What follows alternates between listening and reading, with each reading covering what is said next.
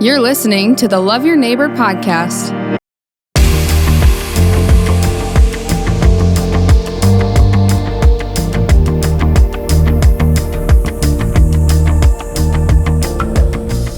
All right. Well, thank you for joining us on this season of the Links podcast. This season is brought to you by Brandon Wellness.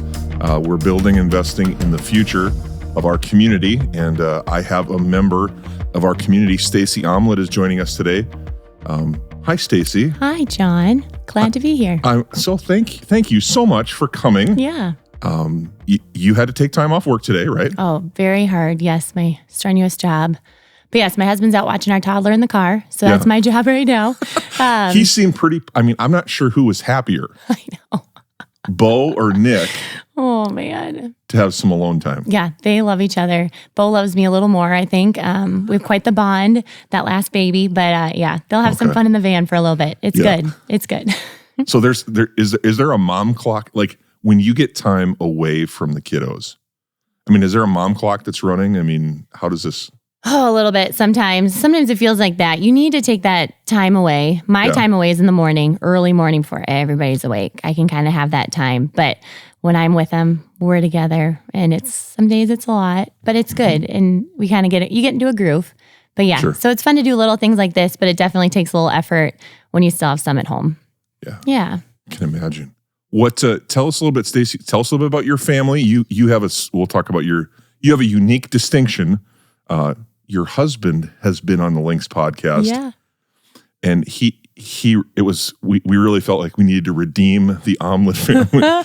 So we had to ask you to come on as the first ever husband-wife duo. So tell us a little bit about your family, a little bit about where you're from, your family, where you came from. Sure. Yeah. I grew up in Sartell, Minnesota. So it's central, right outside of St. Cloud. I grew up 2 siblings of my own and had just a great small town bringing up atmosphere. I think that's what we love about Brandon, the correlation. Sure. I grew up small town. And so we love that community feel. So I had a great community growing up and brought me to SDSU. So that's where Nick and I met.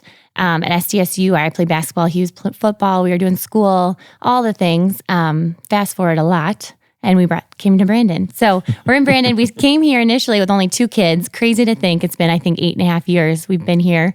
Now we're 5 kids deep, which is good. And we are officially 5 and done. Everyone asks, we're number 6? Nope. Nope. We're happy with this team of 5 we have. And so, we have, our oldest is 11.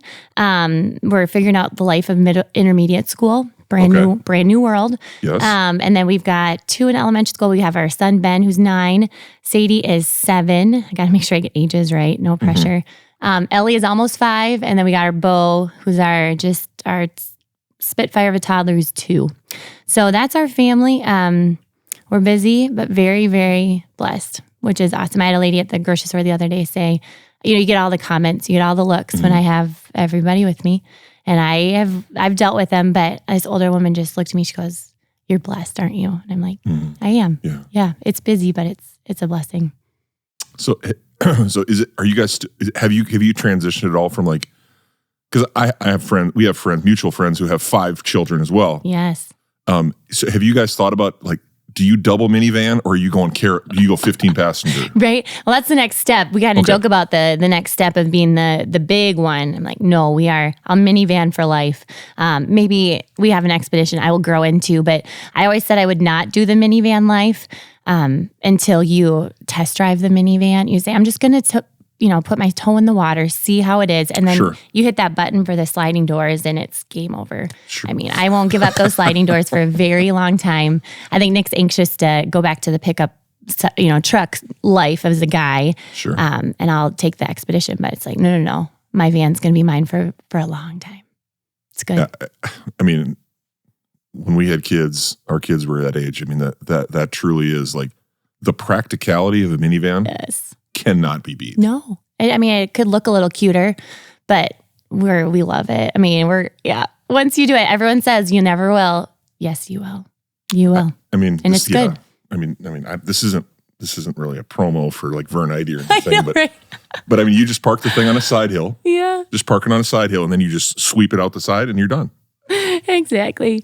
It's good. It's good.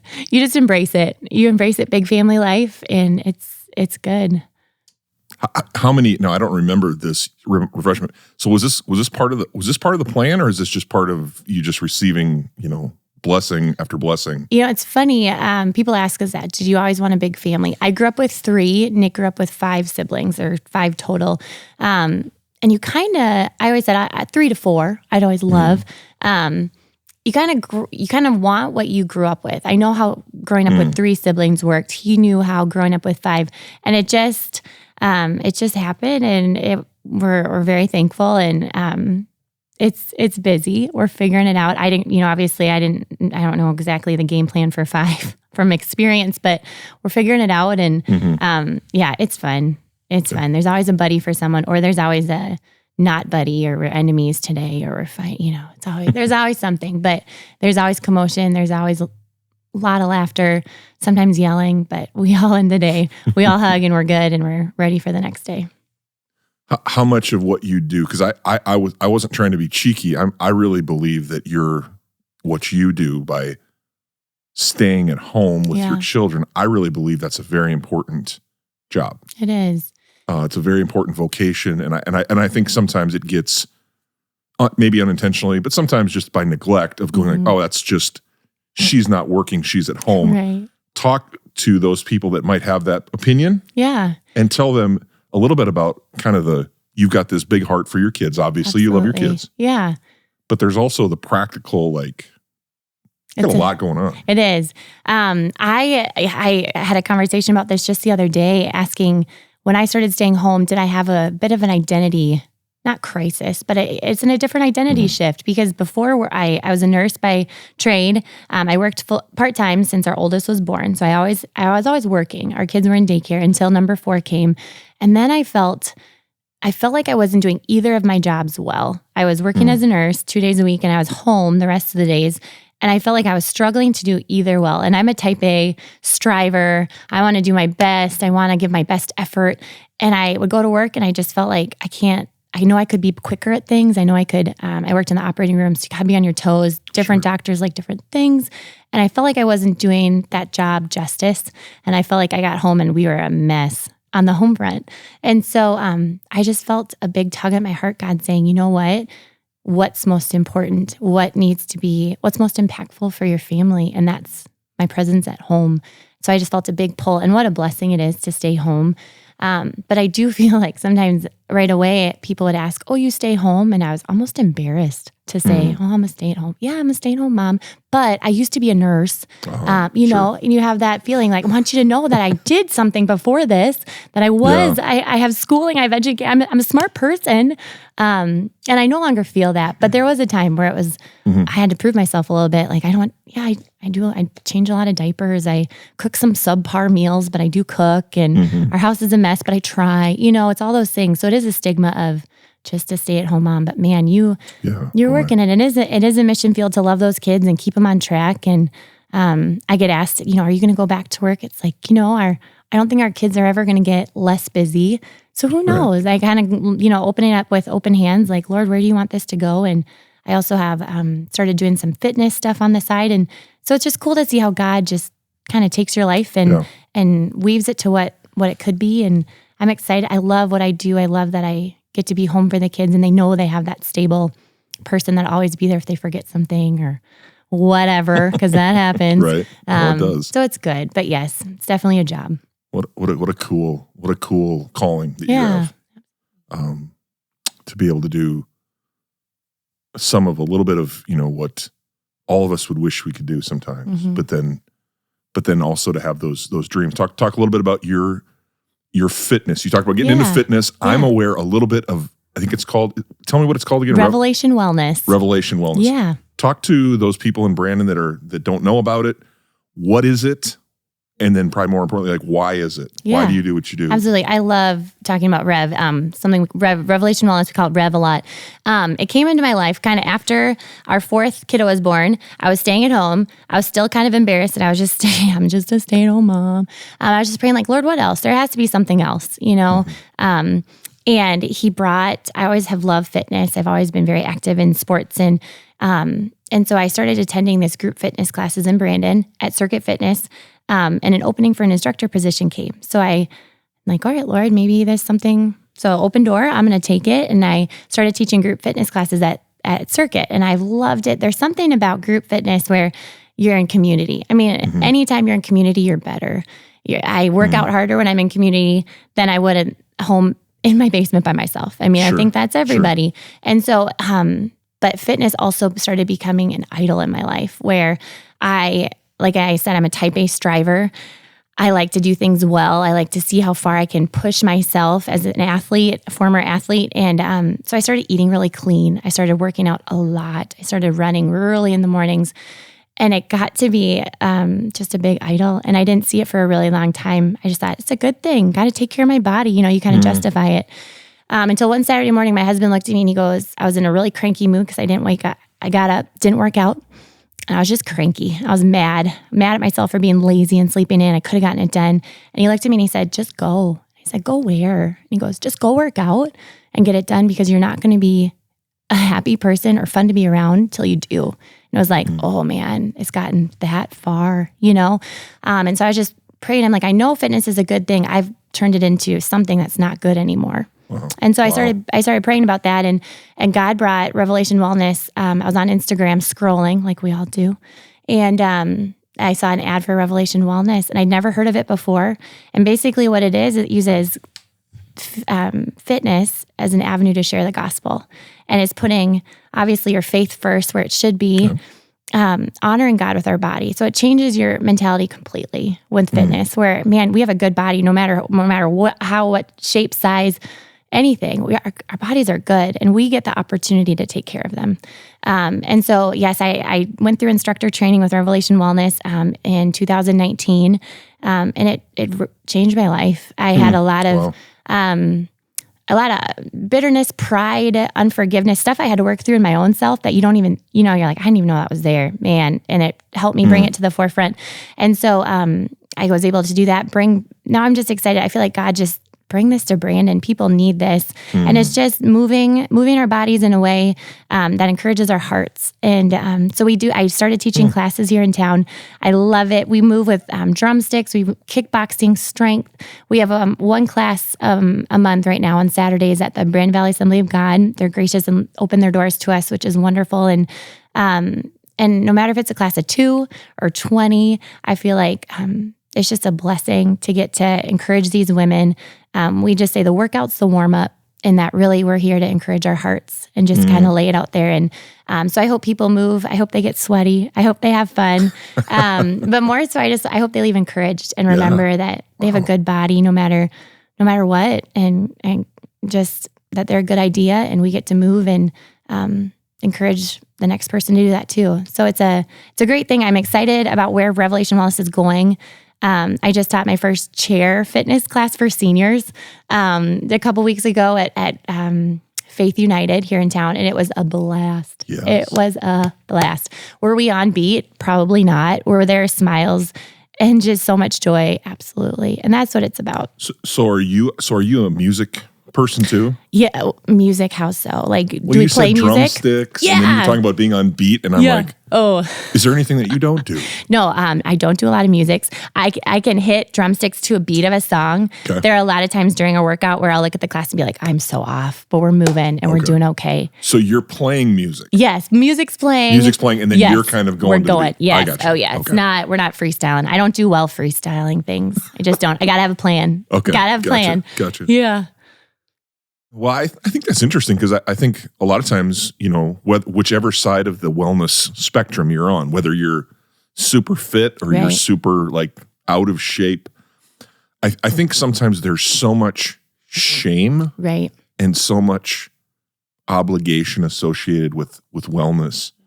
And we're always seeking to have that perfect workout, that perfect day, whatever. And so when you talked about flipping the script, I think that's so powerful because how many, and how many young ladies struggle with this very topic. Right. It's a big thing.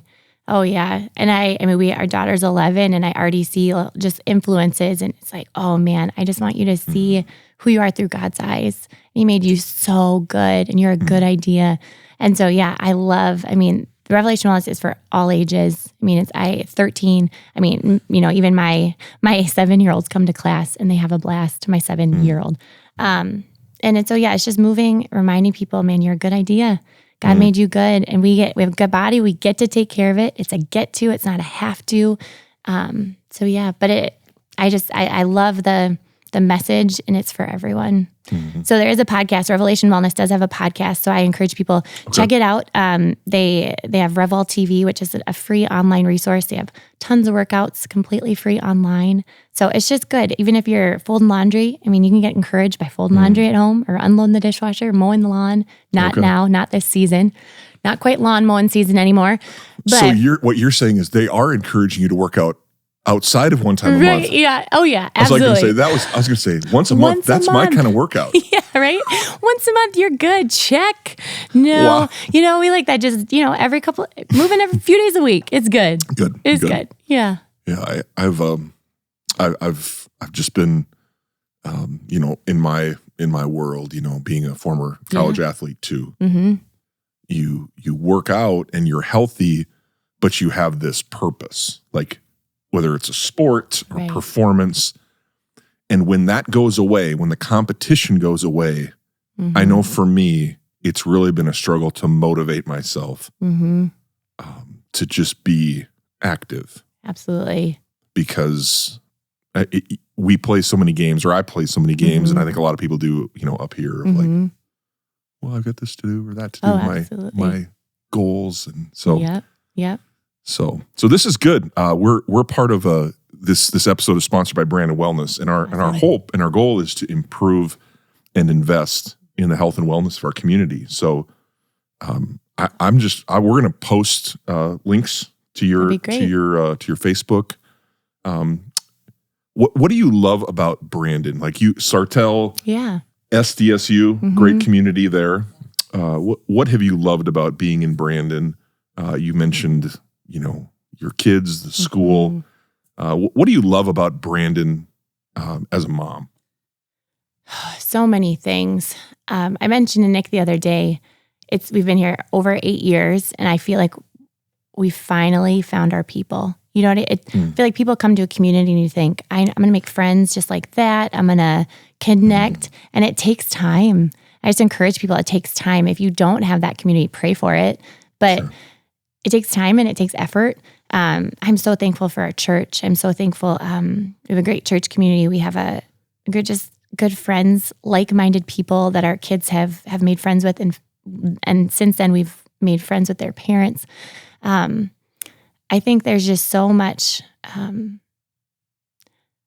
people are so generous and so willing to be helpful and to give their time and their effort and their talents. I just love the community and the coming togetherness. We go to the Brandon Library. I mean, I just think there's so many good people. Every time I think about, where we go in town or the Kingdom Kids at your church, I mean, there's so many good people that just want the best for others. And I think that's the biggest, the biggest pull, the biggest draw. We just love it. Yeah, I've said for a long time, and I believe we've been here about the same time as you guys. We've been here about 7 years. And I remember thinking after several years, that idea of finding it does take time. Oh, it does. But the beautiful thing about Brandon is there are amazing people here. Mm-hmm. It's our greatest natural resource. That's so good. Is our people. Absolutely. And and that's part of the reason we're doing this podcast is because we just want people to discover like what amazing folks we have. And I just really appreciate you and Nick and not only just the joy that you guys are in so many ways, but how much you give back. You're kind. Thank you. You give back to the church and to through so many avenues. So I also hear that you're doing a little coaching. Are you doing a little coaching? I am. I got my feet back in the coaching world, which is fun. Yeah, with my background with basketball, came from SDSU. Basketball's, any sport. Sports are just good. They're so good. There's some ugly side to sports, and I think just like they can become an idol real quick for Sure. some of us. Oh, yeah. But yeah, my background with sports is really fun. I played at basketball at SDSU, and I think anyone that comes into a sport, especially going into college, you want to go into college, you want to be a big deal. I don't know, maybe you didn't. Maybe you're more humble than I was. But I was like, I'm going to come in, I'm going to be a big deal. I think that's very unlikely. We're gonna make a name. And that was back before there was Facebook. Facebook just started my freshman year of college, which is nuts. And so I want my name in the newspaper. That was it, you know? But God's taught me so much through sports. I was sidelined with some injuries in my career at SDSU, and it took injury for me to step back to be reminded, like, basketball's good and you want to improve and you want to push yourself to be, you know, the best athlete you can. But your mission field's your people around you. And so it took injury for me to step aside and be reminded of that my teammates were my mission field. And that, you know, I need to have God as my number one, my teammates number two, and myself third. So it took a lot for me to step back and say, come on, remember. And so I left SDSU with that. I was blessed to be a part of a lot of great teams and have a lot of great coaching. And so I want to use that experience. And so, of course, the Nelsons, Craig, you can't say no to Craig Nelson. I mean, we're big fans of the Nelsons. We love them. And got asked you can play you guys can go out and you can play man to man with your kids. Like, exactly. I know big families have to unite and stay strong together. Yeah. We got to survive together. And so, so he asked us me to help out with Winter League on the girls' side. And it is so much fun. So much fun. I feel like, and they do it the right way. With basketball is a big deal. And we like to share, you know, make you a better player, but ultimately we care about how you are as a person, and we want you to be a good teammate and a good, bring energy to other people and be coachable and all those things that can reflect back on every area of your life. And I feel like that's what basketball's brought to me. And it's just fun to see the passion and excitement and be able to pass that on to kids here in Brandon. And what a great thing, and how blessed Brandon is to have this program. It's wonderful. Well, and that's, you know, having, you know, Coach Nelson starting that last year and just the response. I think it's so good to get, like, some of the best basketball instruction that you're going to find anywhere right in town. Yeah. And you don't have to travel even to Sioux Falls. Right. You can just come to the middle school. Yeah. It's right there. Exactly. No, I'm working with Ketty Corneman Paula, one of my teammates back at SCSU, and then Garrett Callahan, who was also a Jackrabbit during our time. So it is phenomenal instruction. People that know what they're talking about, have a passion for it, and just it's been a blast. It's been so fun. So it is. I hope people see the value in it. I hope they check it out if they haven't, especially the girls' side. We want you ladies in the gym with us. It's so fun. We get to improve together, push each other, make each other better. So it's a blast. So that's Sunday afternoons and evenings at the middle school. Yep. Girls are at the middle school. Okay, yep. Great. And what ages is that? We have 3 sessions. So we go first and second, third and fourth, and then the fifth and sixth is our last session. Yeah. So good. So much fun. So it is. It's a pleasure to be. You don't realize how much you miss something until it's out of your life for a while. Right. I was out of it for a while, changing lots of diapers, and then Nick pushed me. He's like, "You should coach Ansley's team." I'm like, "No, I don't. You know, what do I have to? I can, encourage them, but it's been a while." And then I went to that first practice and put a ball in your hands again. You're like, "Oh, this feels good." You just something that's home. You've done it for so long, and it just feels good. So it's a kick to get back, do something you've been doing forever. It's a blast. Awesome. Yeah. Well, Stacie, thank you for taking time, and I'm sure Bo's going to be excited to see that we're done. Yeah. So thank you again, and go Lynx. Yeah. Thanks so much. This is awesome, John. I appreciate it. All right. Thank you for joining us on the Love Your Neighbor podcast. The purpose of the Love Your Neighbor podcast is to build community one conversation at a time. You can help us build that community by sharing the podcast on your social media channels and rating our podcast on whatever platform you're listening from. Another way is to let us know of any neighbors who have a story. Go Lynx!